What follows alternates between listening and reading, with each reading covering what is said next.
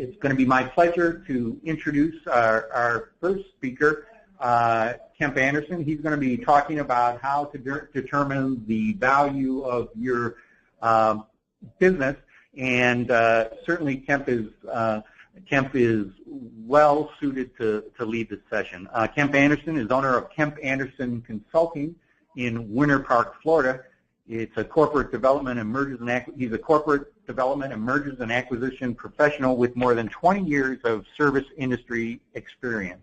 Before launching his consulting business in 2015, Mr. Anderson served as Vice President of Business Development for the Scotts Miracle-Gro Company, Director of Acquisitions for Rollins, Inc., Director of Business Development and Acquisitions for Middleton Lawn and Pest Control, and Director of Business Development for Sears Termite and Pest Control, a number of company names that I'm sure you're familiar with historically.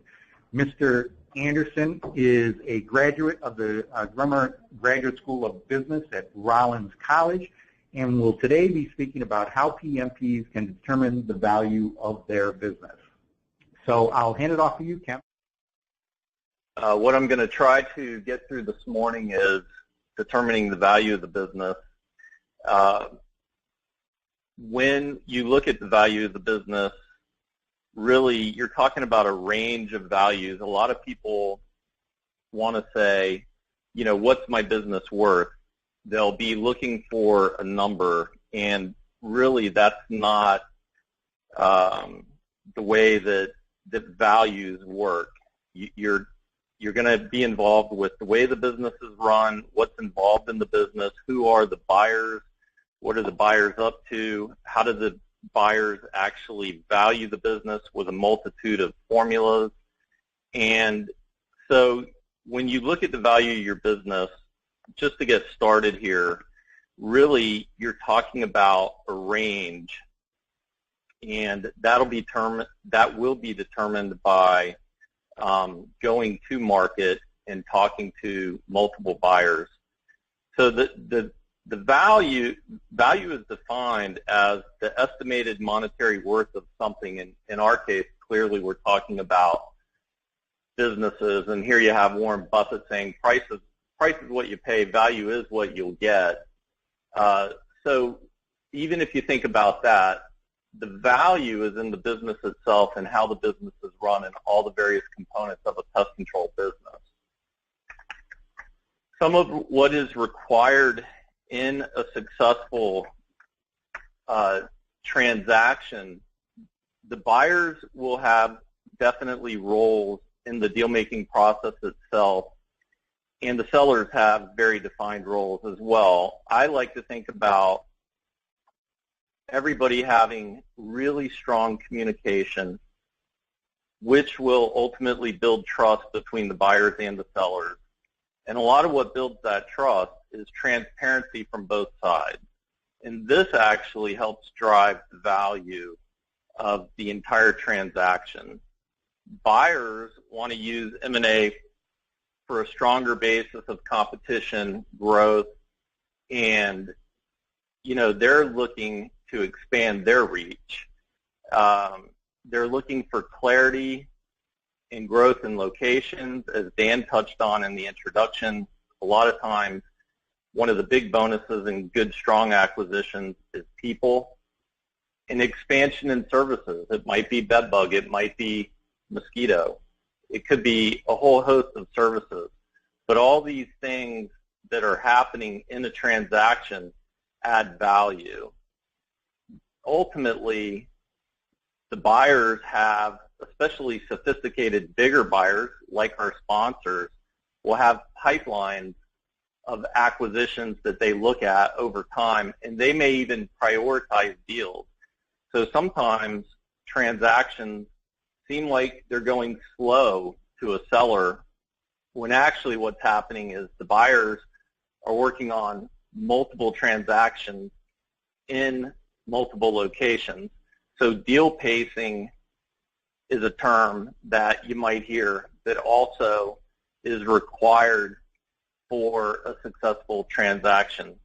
The sellers, one of the biggest control mechanisms that a seller has in the value of their business really isn't a math problem at the end of the day when they decide to sell, but it's how is the business being run? And that is a very, very important factor in value. What is your retention? Do you have sales increases year after year after year? Do you have consistent margin and profit that you can count on? These things are things that a buyer is looking at in terms of value. Is there a complement for the buyer in the business? Is the business a good fit? Sometimes you can actually call a buyer and the buyer will say, where is the business? How long have they been in business? What's the revenue? What's the margin? And what they're really trying to figure out is this business a good fit? And fit actually drives value as well. One of the things that sellers can do to help with successful deal making is to make sure that they have a really strong team.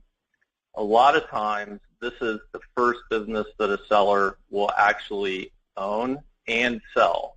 So they probably don't have a lot of experience.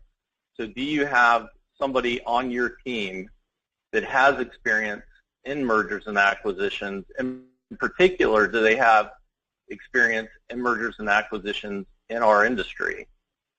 Is your CPA does your CPA actually know that you're preparing to sell the business? Have you been talking to your CPA about it? Are you prepared to sell the business from a financial perspective? And last but not least, the attorney. These are legal transactions, they're contracts, and at the end of the day, attorneys can really influence an acquisition. So does the attorney have experience in M&A? And that is actually very, very important. Sometimes attorneys that don't have experience in it can cause a little bit of heartburn. Some interesting questions related to M&A. When you think about going to sell your business, is it the right time? I would say this is a very personal question. A lot of times it has to do with the health of the seller, the age of the seller. Do they want to retire? Do they have other business interests? Do they have other personal interests? The right time to sell is very, very personal. Can you time the market? I would say probably not. When you think about the housing bubble, you think about the internet bubble, you think about interest rates as low as they are today, who knew these things were going to happen? You really can't time the market. What's most important is that from an acquisition perspective, that you're running the business as good as you can, and when the time is right for you to sell, that you get the right team together and you move in that direction. Another critical factor is, and we will talk a little bit about this, is the buyer or buyers that you're going to meet with, do they have to borrow money or do they have the cash to do the deal? This could actually influence the deal itself. It can also have a huge influence in the offers that you see. Does the seller know what the business is worth? Again, a lot of times the sellers will say, what do you think I'm going to get? How much is the business worth? At the end of the day, it is a range. It's not a mathematical formula that just gives you one answer. What kind of structure will the seller get? Cash, notes, stock, all these things can drive deal value at the end of the day. Is the buyer publicly traded? Is it a PE firm? Is it a private company?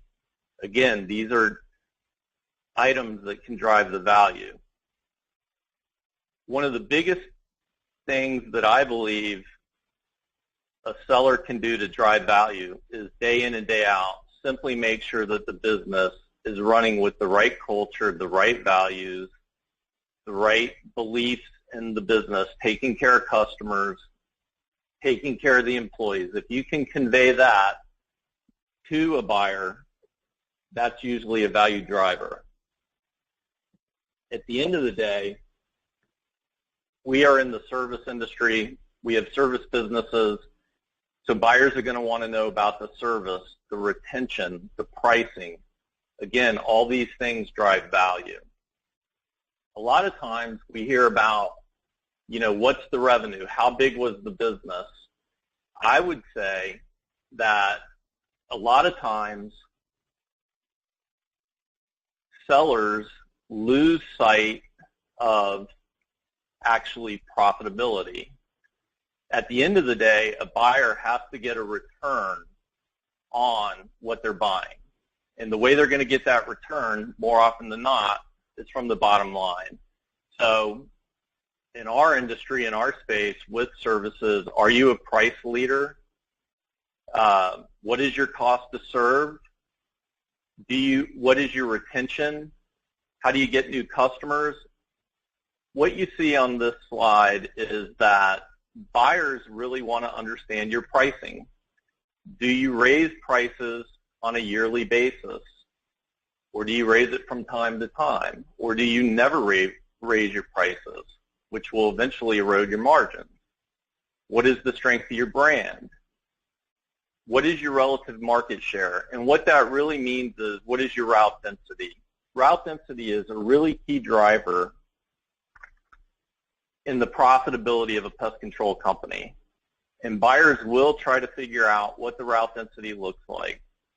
They may pull a customer list and look at zip codes. They may look at your fleet and what are the miles on your trucks. Do you have trucks with 200,000, 300,000, 400,000 miles on them? These are things that tip a buyer off to relative market share. So the other things that they're looking at is the cost to serve. How long are you on site? What is your service strategy? Is it inside service? Is it outside service? Is it blended? All these things are driving profit, which are going to drive return on the deal. So they're going to look at scale. They're going to look at how they can scale the business after they own it. So a lot of times buyers are looking at revenue and they're going to say, year over year over year, what's the history of the revenue? But they're also looking at profit. And we'll get a little bit more into that as we go through the presentation. When do you start the acquisition process? And I would say that the acquisition process, ultimately, everybody's going to sell their business. There's 19,000 pest control companies in the United States. Most of them are going to be sold at some point. The best thing you can do is day in and day out, have best practices in the business. Every aspect of the business will be valued and scrutinized in the acquisition process. If you think about HR, what is your employee retention? What is the employee tenure? Is it a drug-free workplace? Do you do criminal background checks? Do you have GPS tracking in your vehicles? From a customer perspective, what is the retention? What is the pricing? What is the service type? Is it monthly, every other month, quarterly? Is it residential? Is it commercial? What's the mix? What's the frequency? What's the route density? These are all value drivers in the day-to-day operation of the business that will also come back to the seller when the business is sold. What kind of marketing do you have? What kind of web activity do you have? Are you running the business through the web? Is it paperless? Are you emailing with the customers? Or are you calling the customers every service every time? From a financial perspective, how do your P&Ls look? How often do you look at the P&Ls? Do the P&Ls really reflect what's happening in the business? The balance sheets, a lot of times, balance sheets don't get looked at, or maybe they get looked at once a year when it's tax time. Typically, a buyer will ask for 3 to 5 years of P&Ls, balance sheets, tax returns, and bank statements, and they'll tie them all together. Is your CPA yearly actually aligning all your financials? At the end of the day, in our industry, in our acquisition, the biggest asset is clearly the customer list, and that's an intangible asset. But there are still other minor assets in the overall transaction, which could be furniture, fixtures, equipment, operational equipment, fleet, how old is the fleet? What's the make and model of the fleet?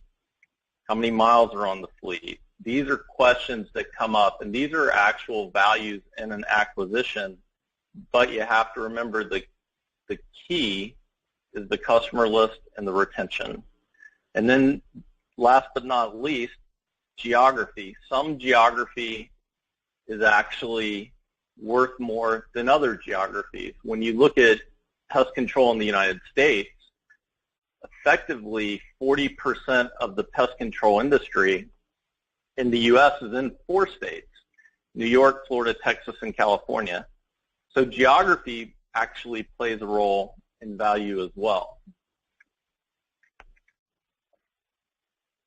When you look at M&A from a buyer's perspective, M&A is an extension of the buyer's growth strategy, and they want to be able to create value through M&A, and they have to do this with a pipeline over time, but they will also, buyers will also do this with really refined integration strategies and proven maps, if you will. At the end of the day, with an acquisition with the buyer, they're going to talk about identifying areas where they can add value to their business when acquiring a seller's business. And we get back to geography, service fit, HR, adding great people, and is it going to be a good fit for the buyer? The buyer is going to have to look at integration.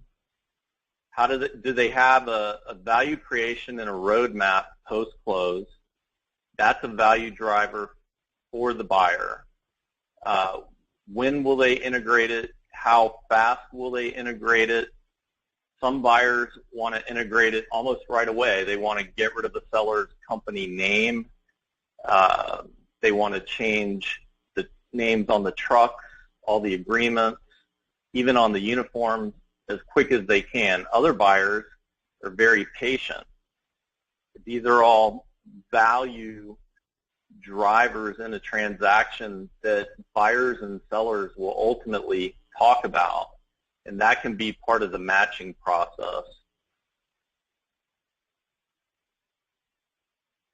When I got started in the pest control industry, this may be something some folks haven't heard of in quite some time, given today's multiples and values, but when I started in the industry over 20 years ago, you heard about a valuation that was dollar for dollar. People would say, am I going to get $1 for every dollar of revenue? And obviously, I think most people know that that is not how valuations are done. And yes, revenue is important, but what's more important is the profit and the best practices of the seller's company. Back to day in, day out, how are you running the business? What is the revenue? What is the profit? How many employees do you have? What is the revenue per full-time employee? What is the revenue per truck? What are the best practices? What are the service types? Do you have contracts? In this example, you see Company A with $1 million in revenue, very low profit, $83,000 per full-time employee in revenue, very little in best practices.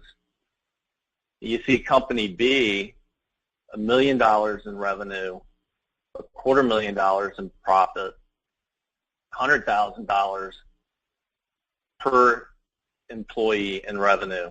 Best practices, you see a company with paperless IT, they're internet savvy, they have easy pay, they don't have AR, they're a drug-free workplace, they check MVRs on their employees, they do criminal background checks, they have GPS on their fleet, they're residential pest control, they're very disciplined.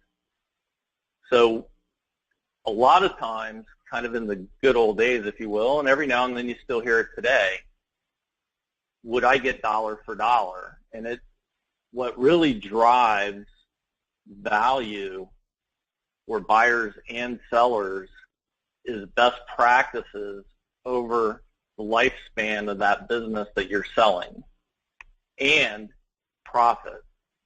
Revenue is certainly important, but if you don't have any best practices and if you're marginally profitable, it's absolutely going to impact the value when you go to sell the business. I believe that we started to see a major shift in values in North America right around 2005. And there was an event that happened, and that is when Rentokil entered the U.S. In 2006, they acquired J.C. Ehrlich, paying about $141 million for $124 million in revenue, or $1.14 on the dollar, at an estimated 7 times EBITDA or EBITDA. That's when you really started to hear valuations begin to creep up. 9 years later, last year, 2015, Rentokil acquired the SteriTech Group, paying an estimated $425 million for an estimated $150 million in revenue, or $2.83 per dollar, and an estimated 17 times EBITDA. That would be an example, in my opinion, of a strategic purchase, which we'll discuss in a few minutes. It becomes hard to look at these numbers and say, is this the new norm? Probably not. SteriTech was a very large company, very high on the top 100, and very strategic for Rentokil as an acquisition. Since 2007, Rentokil's actually reported 14% compounded annual growth versus an industry average of about 4.9% in the U.S. pest industry.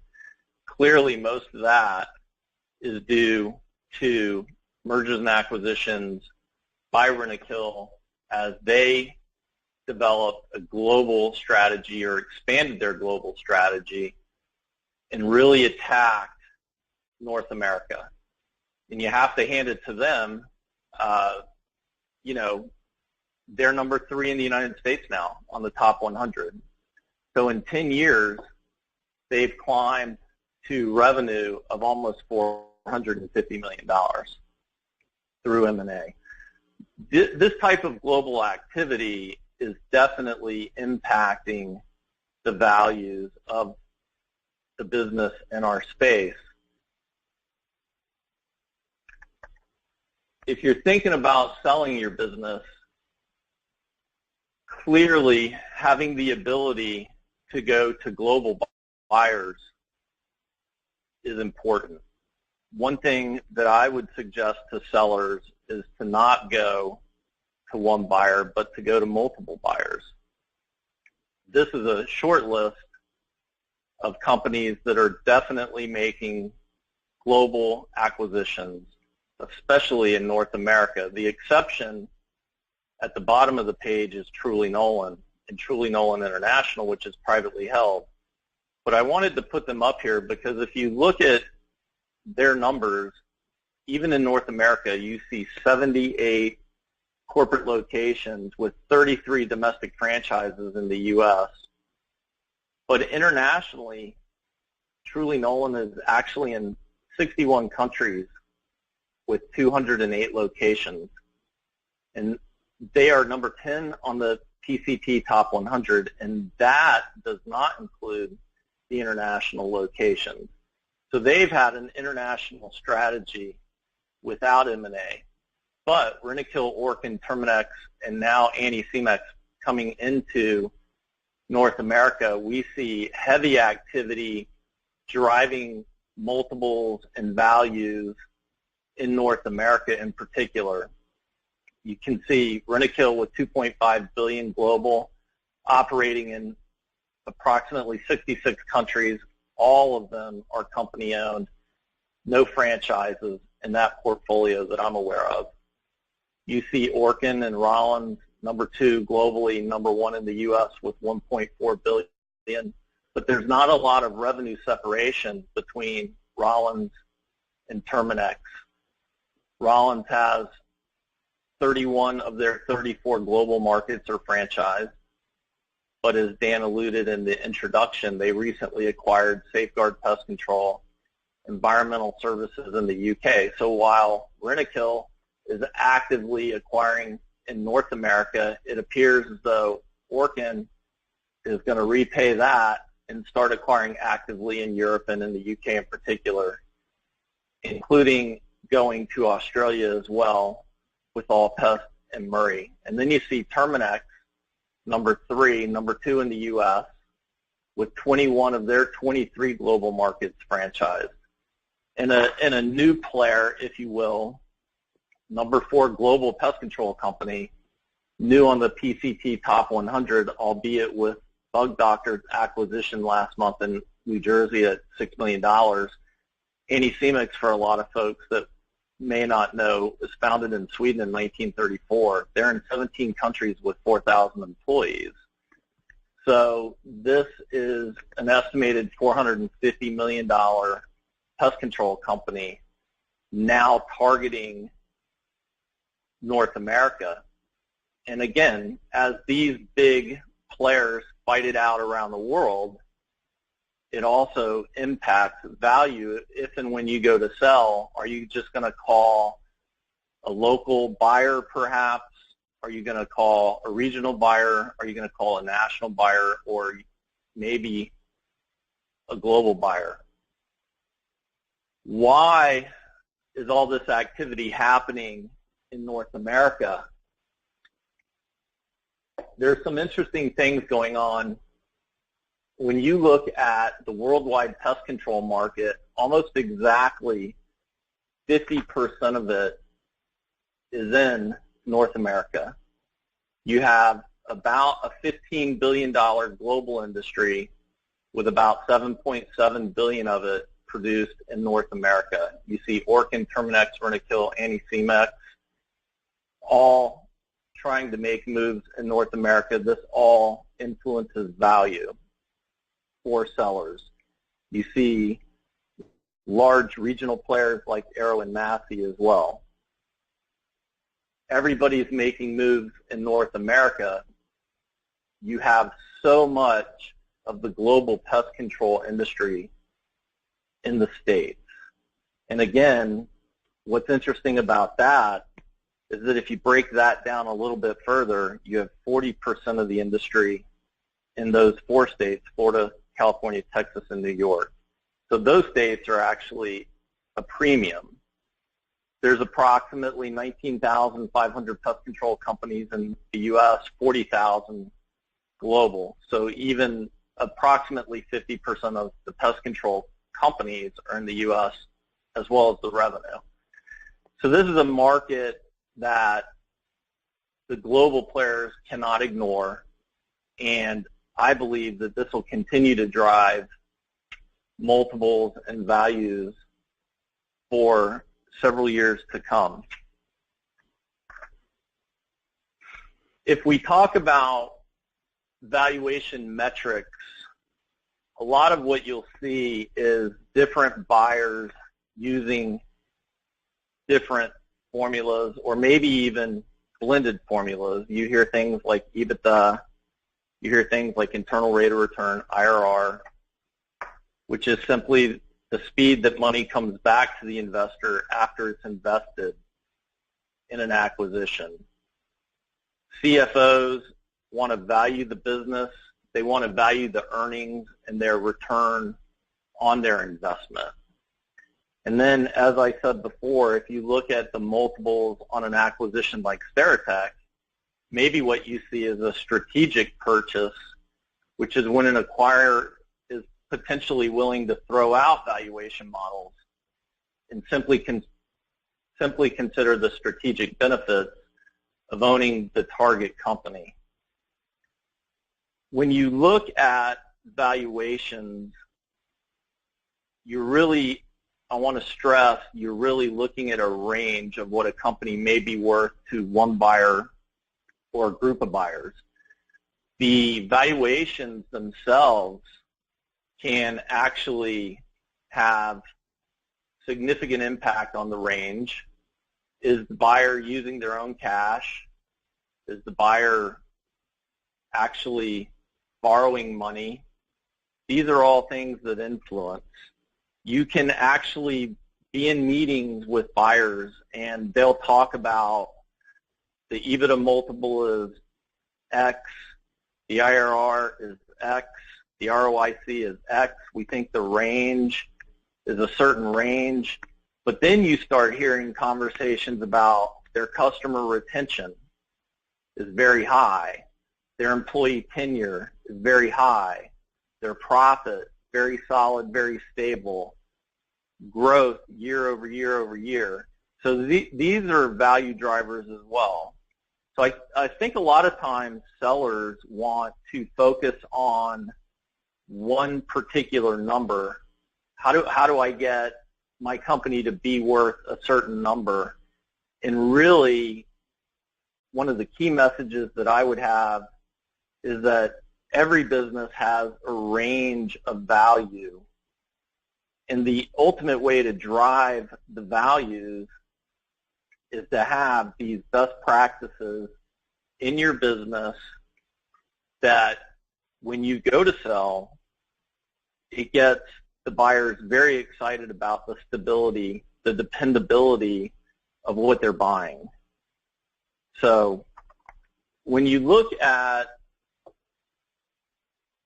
whether a buyer is going to use their own money or going to perhaps borrow money, these are the types of things that can influence the value of a deal. You may hear sometimes the cost of capital. In simple terms, if a buyer needs money, they call that capital. We're going to go get that. We're going to get the money. Where do you get the money? Do you get the money from a bank? Do you get it from an investor? If you get it from a bank, the cost of capital is the interest. So if the interest is 5%, the cost of capital is 5%. If they get it from an investor, the expected return from the investor is the cost of capital. If the investor wants 10% return, then the cost of capital is 10%. And the weighted cost of capital is some percent between the bank, the 5% from the bank, and the 10% from the investor, depending on how much money you borrowed from each source. Today, the cost of capital is very, very low, which makes it easier for buyers to do deals, to be more aggressive, because it's easier, cheaper, if you will, to get money. So that actually allows them to be more aggressive, and that can influence deals and drive value as well. And then if we look at interest rates, another influencer in the cost of capital, we see interest rates at historic lows. So when buyers have to borrow money, again, the interest rates are very low. I worked on a couple transactions, one that was over $100 million, and they had $100 million, roughly $100 million in cash, and borrowed $30 million to get the actual transaction done, paid the $30 million back in 6 months. The interest rates were so low that it was very easy to get the money, very easy to pay it back. It really didn't influence the deal. But if you look at the highs in the late 70s when interest rates were 16, 17%, the opposite's true. It's harder to get the money. It's harder to pay it back. It's a big deal influencer. So interest rates for companies that don't necessarily have cash, the cost of money is very much a deal influencer. Let's talk about just one of the valuation models that you hear about. And when I started, I would say 15, 20 years ago, one of the key valuation models that a lot of buyers used, including public, private, and PE firms, was EBITDA. And that is a simple acronym for earnings before interest, taxes, depreciation, and amortization. At the end of the day, EBITDA helps you get or view a business from a neutral basis. So you're adjusting or normalizing the earnings of a business so that you can actually see it without an owner and an owner's influence in the business. What I would stress is that anytime you're looking at buying and selling, I would hope that you would always have tax advice from CPAs or tax attorneys or your CFO to make sure that everybody approves the view of the transaction. I wanted to give what I hope is a quick and possibly simple look at how EBITDA might work. In box number 1, what you see is what's called seller adjustments. A lot of times, whether a seller is using a consultant or a broker, the seller would present a buyer with, here are my adjustments. A lot of times, things you see on that list are the owner's comp. Is the owner going to stay with the business? Is the owner going to leave the business? What are the taxes related to that? What about the rent of the location and the utilities? Is the buyer going to keep that location, or is the buyer going to move that location to a location that the buyer already has, perhaps a branch down the street? Sometimes that's called a tuck-in. What personal expenses are run through the business? I mean, in this case, I will tell you, you can see all kinds of things, from boats to airplanes to vacation homes to vehicles. All kinds of personal expenses can be run through a business. When the seller sells, those expenses go away. That's a value add, if you will, to the buyer. You can see family vehicles. You can see owner and the owner's family's medical, dental, life, vehicle insurance all going through the business. You can see family compensation. Is there a wife on the payroll or a child on the payroll that actually doesn't work at the company? A lot of times you see a seller's travel and entertainment being run through it. You see personal, legal, and accounting expenses, on and on and on. So typically what you see is a seller will say, here's a list of my personal expenses that I run through the business. A lot of times that's just a direct add to the buyer in terms of benefit, but it's a way for the sellers to get creative with their own income and taxes at the expense of the business. So in box number 2, what you might see is the seller's adjustments or the seller's benefits. The buyer would take everything in box number 1 and say, I need that location. One buyer might need the location. Another buyer might not need the location. So one buyer would give credit for the rent. Another buyer might not. So in this example, and that's all this is an example, you could see where a buyer might say, I'm going to give the seller adjustments or credits for their travel, entertainment, eating out, non-productive payroll, a family vacation home and boat, spouse vehicle gas insurance, seller family's insurance.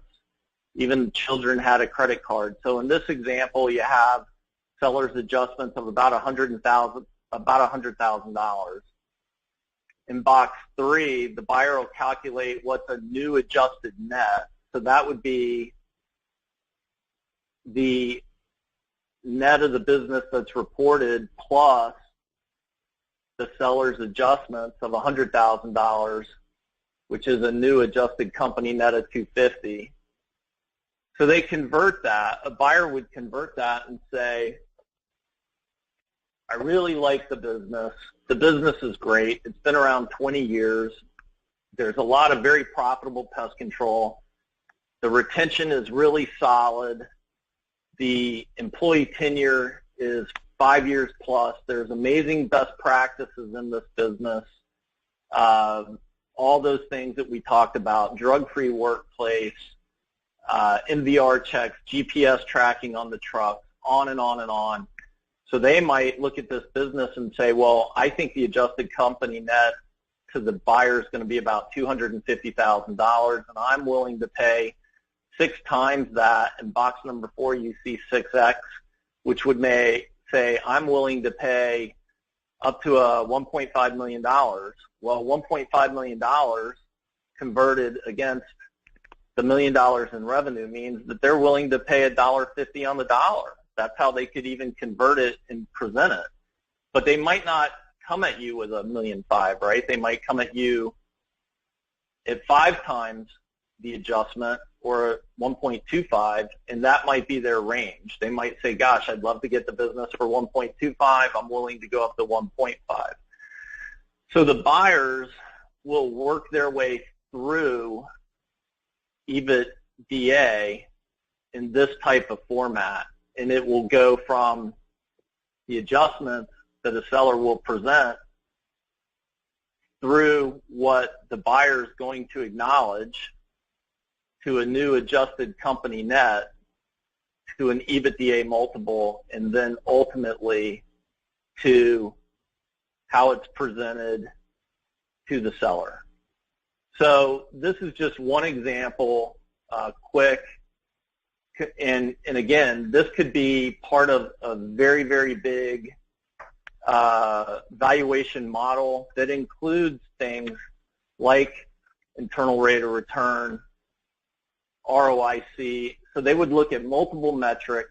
A buyer could look at multiple metrics, understanding all the best practices in a business, and say, I think a value range is X, and then you'll see a letter of intent that comes back and says, here's what we want to offer. And from there, negotiations begin. So a couple suggestions that may help increase the value when you look at EBITDA is making sure that when you work on your list of adjustments that it's complete, but also remember that it's going to be validated by the buyer. And not all buyers are going to accept the same adjustment. So as a seller is creating his list of adjustments, you have to remember, A, I want it to be thorough. Not everybody's going to accept the same ones, and they're going to be validated during due diligence. So that's really, really important for both sides. And again, based on, does the buyer have the cash? Are they borrowing the money? Do they really want the geography? What's behind different multiples that different buyers will use? There's a lot of ways that buyers justify going up and down to buy any particular business. So how the seller represents the adjustments to the related business can influence the deal itself. And I'm going to go back to being very transparent all the way through the process for both sides. I think in most cases, over-communicating in either direction with the buyer or the seller is really critical to driving value for both sides as well. And at the end of the day, I would suggest that if the seller has done a lot of homework on the front end, maybe had a valuation on the front end, that stays internal for the seller. Let the buyers get to their values and don't try to influence it in either direction. Once you get to the offer and the LOI, you're going to see allocations in the transaction itself. And it's really critical that again, if you're a seller and buyer, either side, that you're talking to CPAs, the tax attorney, the CFO, that member of your team that can work through allocations, and allocations should typically be worked through pre-close and agreed to. And there are tax implications that drive value in the allocation itself. For example, goodwill is taxable at up to 23.8%, where ordinary income and non-competes can be taxed between 35 and almost 40% or 39.6% at over $460,000. So allocations are critical, and as I mentioned earlier, the key allocation in an acquisition in our industry, in the pest control industry in particular, is goodwill. And the primary asset of a pest control company and the primary asset that's being allocated in goodwill is the customer base. So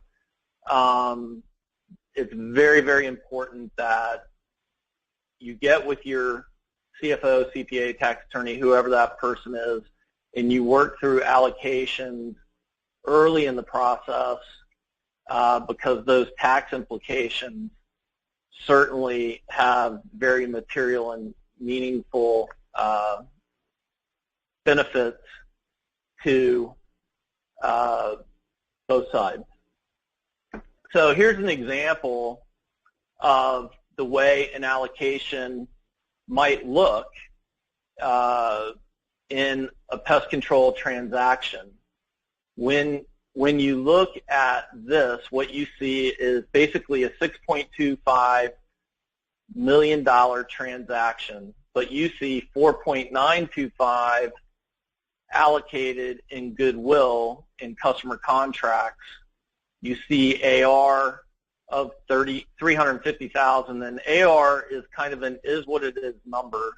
Usually buyers will pay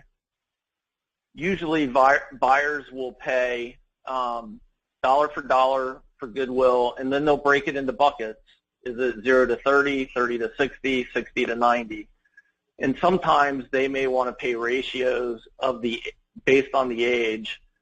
But in this example, AR is just sort of a plug number. Fleet, sometimes you see a negotiation on your fleet that can be, is it wholesale? Is it retail? How is the fleet being valued? Is there a big range in number between the seller and the buyer? Office equipment, chemical inventory is usually a very small piece of the deal. So you get to $6 million in close, but again, almost $5 million of it's in goodwill. You see a holdback of $150,000 paid at the end of year one, and non-compete brought down to $100,000, so the total is $625,000. The key is for a seller to put in as much in goodwill as they can. When you look at legal decisions, another driver in the value for both sides can be the non-compete. Again, non-competes can be taxed up to 39.6%. I would say every state has a slightly different non-compete statute, so you want to be aware of that so that the non-compete is written in accordance to the laws of the state that the transaction is happening in. How long is the non-compete? What is the geographic scope?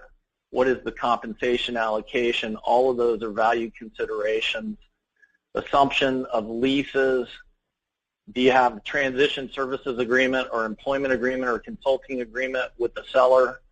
And are there websites involved, brands, marks, software, and so on? And so there's a lot of value in understanding the decisions that will need to be made that are both legal and business decisions for both sides.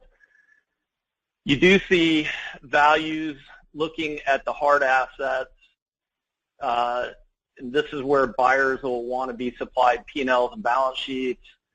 What are the cost of goods? Are the cost of goods in line? Most pest control companies view the cost of goods as three things: payroll, chemical, and fleet.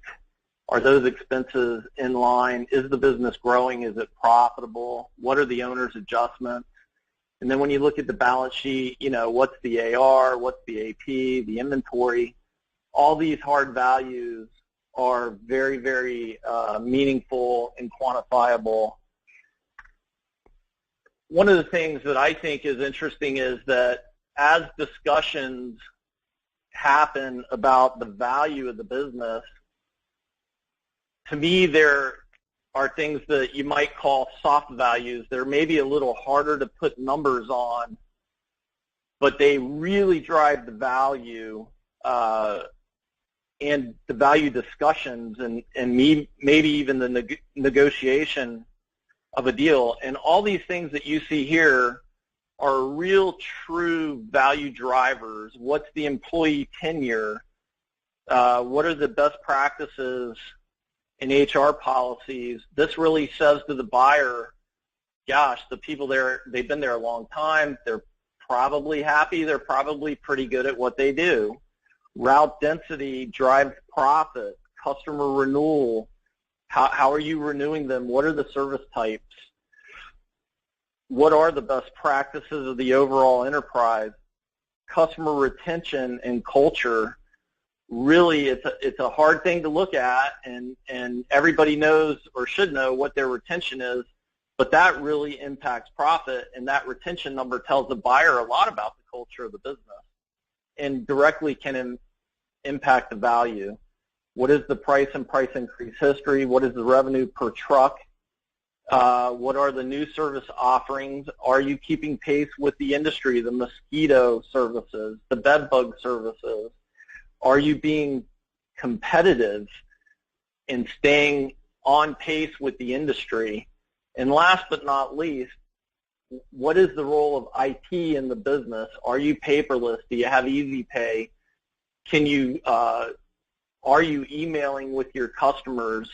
These kinds of things are maybe a soft value, but if a buyer is saying, gosh, should we pay an extra couple $100,000, or should we pay several $100,000 more, or maybe even millions more? These kinds of topics usually enter the discussion on value. So it's an interesting thing to think about. Time to sell. I'm going to say again, I believe that time to sell is a very personal decision for most folks. Do you have an exit plan? Do you have an exit strategy? Do you have a team with an M&A expert on your team, with a CPA or a tax accountant? And do you have a seasoned, experienced acquisition attorney on your team as well? These are critical questions. Have you identified multiple buyers? Certainly the buyers are identifying multiple sellers, and almost all the buyers have pipelines that they're trying to pace their deals with either their capital or their infrastructure and ability to just close deals on a regular pace. So when is the right time to sell? I'm a believer that is a very personal question, but you want to be prepared as you look at that. Some intrinsic ways, if you will, to add value. Know the detail of your business inside and out when you go to sell. Make sure that you're really on top of the business. You might even, go through the business with your attorney, with your CPA, with the folks that are running your operations, and making sure that you know all the ins and outs. Sometimes business owners become absentee owners, and then when they go to sell, it looks like they don't really have a very good grasp on their business. Ensure that your financials are aligned, the P&Ls, the bank statements, the tax returns, the balance sheets. Make sure there's alignment through the financial components of your business. And, sometimes you see sellers that will just go to one buyer, and I can promise you that buyers don't go to just one seller. They're always looking at that pipeline, and it's probably in everybody's best interest as well that sellers look at multiple buyers. So there's a lot of intrinsic ways to get value when you go to sell your business.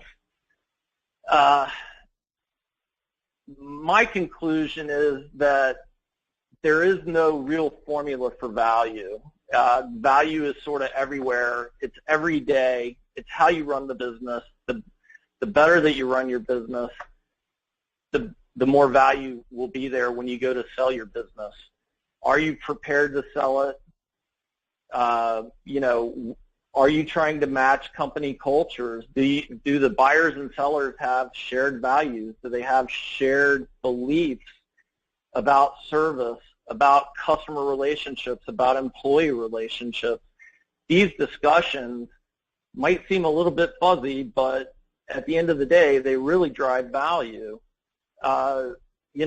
So what I would say is that when you're looking at the value of your business, there's not one formula.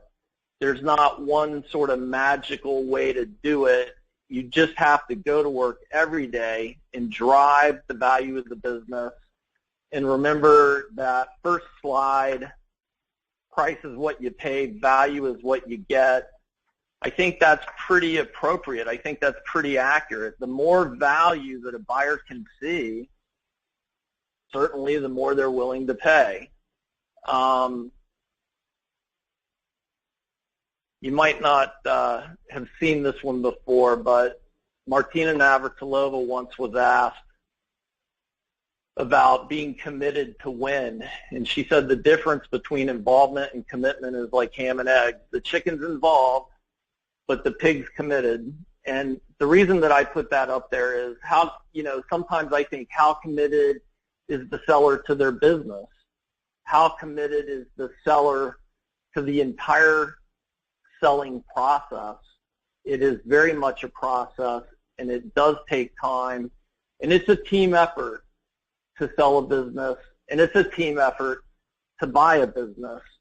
The entire company of the buyer gets involved. HR, fleet, operations, the leadership, everybody gets involved.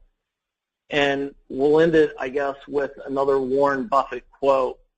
When you look at Warren Buffett, his personal net worth is about $65 million, which is an interesting number to compare to the global pest control industry, which is $15 billion.